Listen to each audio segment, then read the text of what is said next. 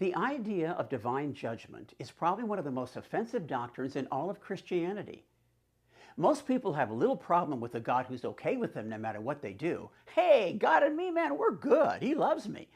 But judgment? Is that even possible? In fact, can love and judgment even go together? Now, I've got to tell you, I hate the idea of hell. Whenever I hear someone say, go to hell, I think, do you have any idea what you're saying? Do you have any idea of how terrible a place it is?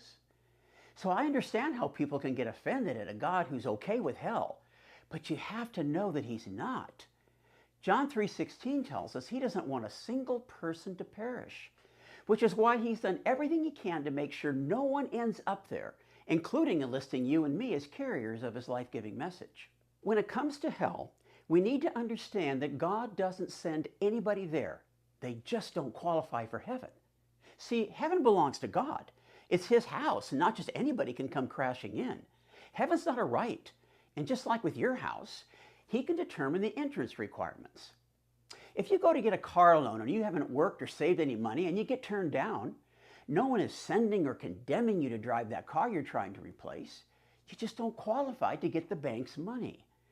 If you go for a job that requires a college education and you don't have one and you get turned down, they're not condemning you to a job that pays less. You just don't qualify. God doesn't want anybody in hell, so he sets the bar low enough so everyone can qualify. But make no mistake, every person must qualify to get into God's heaven. I've been asked by some, what is hell like? And well, just like heaven, the Bible doesn't go into great detail. The essence is clear. Hell is the complete and total absence of God.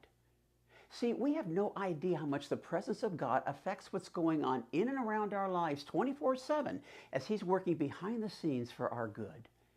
Hell is the total absence of God's involvement. Some may go, wow, that sounds great. That means I can do whatever I want.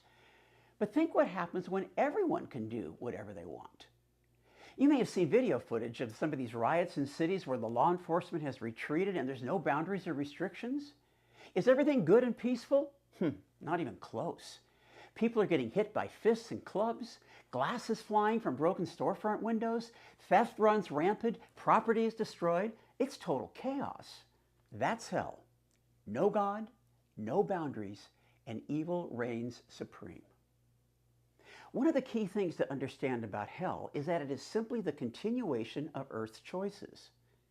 If a person on Earth says, I don't want anything to do with God, I'm going to do my own thing, my own way, live by my own rules, and I don't want God telling me what to do.